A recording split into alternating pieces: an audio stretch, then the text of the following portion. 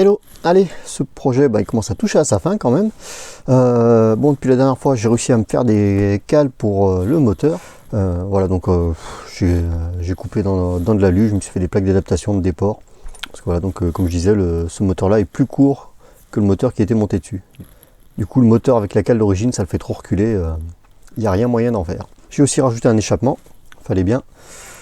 Bon, ça fait un montage un peu bizarre avec le coude qui part vers le haut, mais bon, pas le choix, je voulais pas découper quand même la plaque sandwich.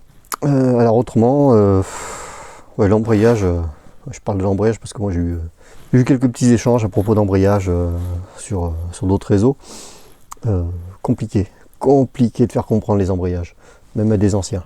Donc là je pense que le type, s'il tombe sur cette vidéo, le pauvre va faire un AVC, parce qu'en gros là j'ai un volant moteur que j'ai démonté d'un RB X12, donc un 2,1 cm3, avec des maslots de Pirate M1 RS, donc un tout-terrain 8e.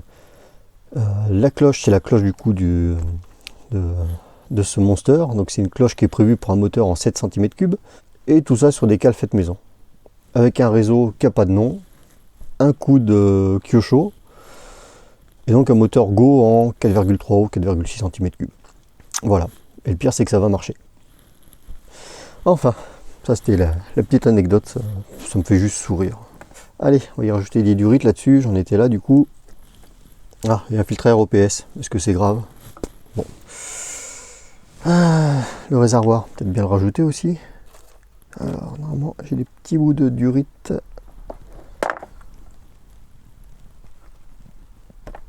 qui vont servir à absorber les vibrations.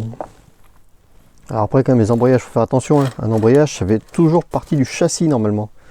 Après, avec un peu de maîtrise et puis sans que ce soit vraiment de la bidouille, on peut mettre d'autres embrayages. Mais bon, là, faut déjà maîtriser un petit peu pour pas faire de conneries. Allez, voilà. Le réservoir est en place, la préçu. Un petit filtre à essence. Ça tombe bien, j'en ai un violet qui traîne. Même couleur que les triangles, à quelque chose près. Allez, comme d'habitude, avant de le monter, je vais le nettoyer. Un coup de soufflette. Hop, je peux me le raccourcir un petit peu, c'est le site durite.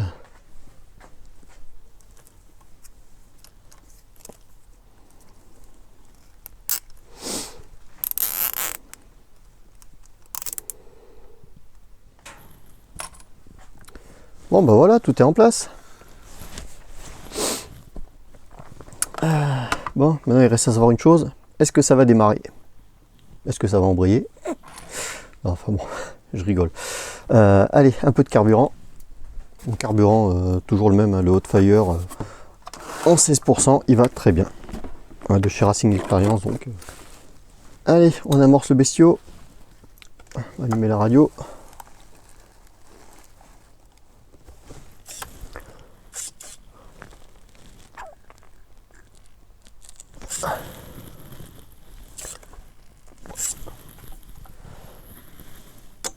Hop.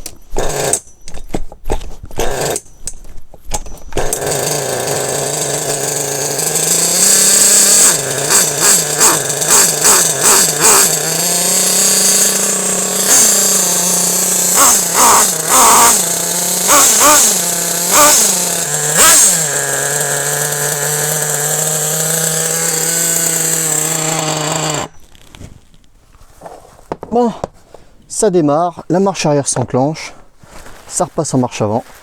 Ça a été un peu laborieux parce que celui-là j'avais bien blindé à l'after-run, donc le temps que ça dilue et que ça sorte. Mais voilà, impeccable, plus qu'à mettre les roues et à aller essayer.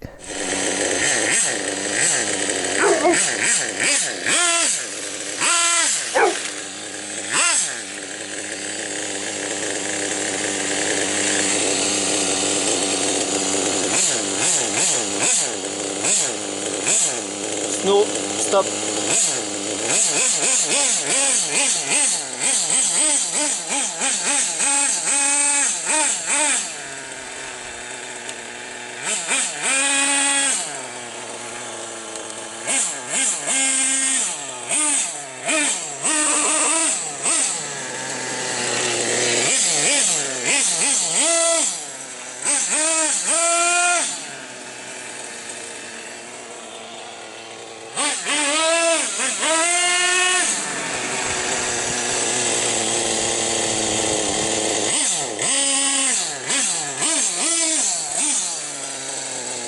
Et voilà, une de plus en route.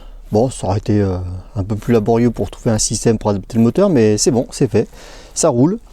Bon, là, ce qui va me rester à faire, c'est dégraisser encore un peu mieux les plaquettes de frein, parce que ça a un peu du mal à freiner quand même, ce truc, surtout avec les grosses roues. Il y a peut-être le cerveau aussi qui est pour quelque chose, ça ne doit pas être un cerveau très violent.